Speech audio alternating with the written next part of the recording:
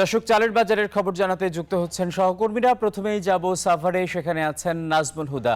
নাজমুল, সাভারে মোটা চালের দাম নিয়ে ক্রেতা বিক্রেতারা কি বলছেন? আমনের ভরা মৌসুমেও কেন দাম কমছে না?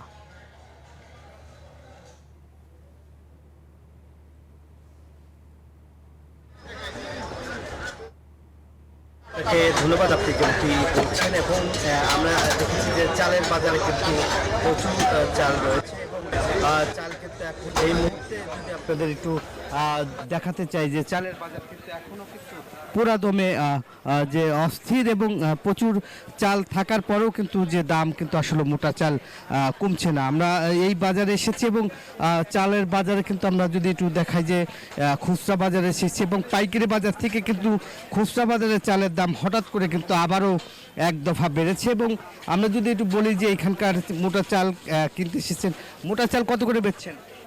55 60 60 হইলো চিকুনটা আর হইলো মোটাটা হইলো 55 টাকা।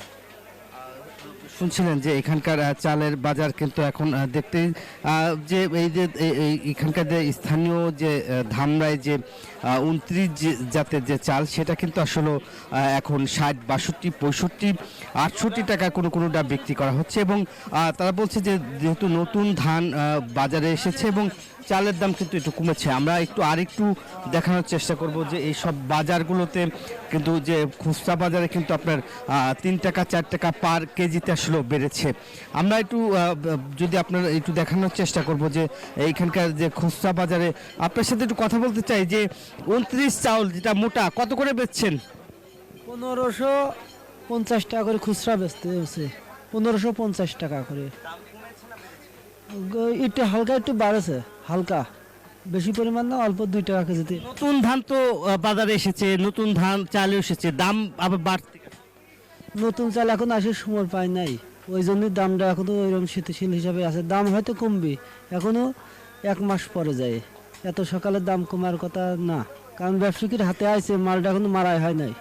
আপনাকে যেমনটি আসলে বলছেন এখানকার লোকজন বা এখানকার ব্যবসায়ীরা আসলে বলছে যে চালের বাজারে কিন্তু এখনো পুরাপুরি কিন্তু যে নতুন চাল এখনো বাজারে না আসার কারণে আসলে দাম এখনো বাড়তি। এই ছিল আমার কাছে সাভারের চালের বাজারের সর্বশেষ খবর। একই খবর জানতে যাচ্ছে আমার সহকর্মী রয়েছে কুষ্টিয়া, যাচ্ছি লালনের কাছে। লালন।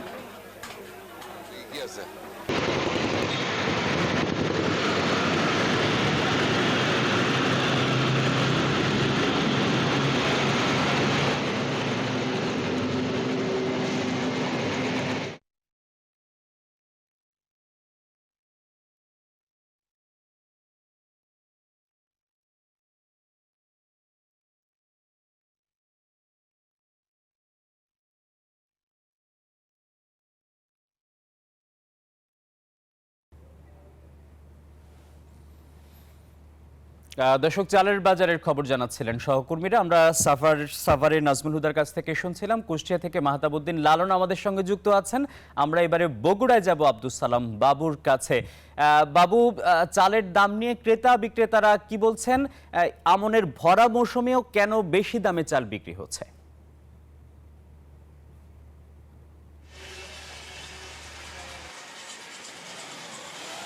বগুড়ার বাজারে মোটা জাতের যে চাল এসেছে, নতুন চাল, তার দাম কিন্তু বেশ বেশি। গেল বছর যে চাল 55 টাকায় বিক্রি হচ্ছে সর্বোচ্চ খুচরা পর্যায়ে, সেটা এই মুহূর্তে 58 থেকে 60 টাকা। তবে পাইকারি বাজারে তার দাম 50 থেকে 52 টাকা। ব্যবসায়ীরা জানাচ্ছেন যে পাইকারি বাজারের সাথে খুচরা বাজারের দামের বেশ তারতম্য রয়েছে। সেই কারণে বাজার নিয়মিত মনিটরিং করা দরকার। গেল কয়েকদিন ধরে আমনের নতুন চাল বাজারে এসেছে। ক্রেতারা এবং ব্যবসায়ীরা ভেবেছিল যে আমন চাল নতুন আসলে দাম কমবে, কিন্তু তাদের সেই প্রত্যাশা এখনো পূরণ হয় নাই। ব্যবসায়ীরা জানাচ্ছেন যে চাহিদার তুলনায় মোটা চালের সরবরাহ কম এবং ধানের দাম বেশি থাকার কারণেই বগুড়ার বাজারে চালের দাম বেড়েছে। পুরাতন চালের দাম সেই আগের মতোই রয়েছে। নতুন যে চাল 49 জাতের চাল রয়েছে সেটা পাইকারি বাজারে 50 থেকে 52 টাকা, খুচরা বাজারে সেটা 58 টাকা, কোথাও কোথাও 60 টাকা বিক্রি হচ্ছে। আবার 28 জাতের যে চাল রয়েছে সেটা পাইকারি বাজারে 56-58 টাকা, সেইটা খুচরা বাজারে কিন্তু 4 থেকে 5 টাকা বেশিতে বিক্রি হচ্ছে।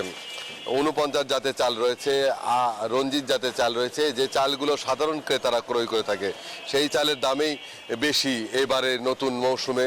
তো বগুড়া জেলায় প্রতি বছরের নাই এবছরও 1,83,490 হেক্টর জমিতে আমন চাষাবাদ হয়েছে। আমনের ভরা মৌসুম চলছে, ধান কাটা মারাইয়ের পাশাপাশি চাল বাজারে উঠেছে। সরবরাহ বাড়লে দাম কমে আসতে পারে বলে মনে করছেন ক্রেতা বিক্রেতারা। এই ছিল বগুড়াতে সর্বশেষ। ফিরে যাবো স্টুডিওতে। আসিফ। বাবু, আপনাকে ধন্যবাদ।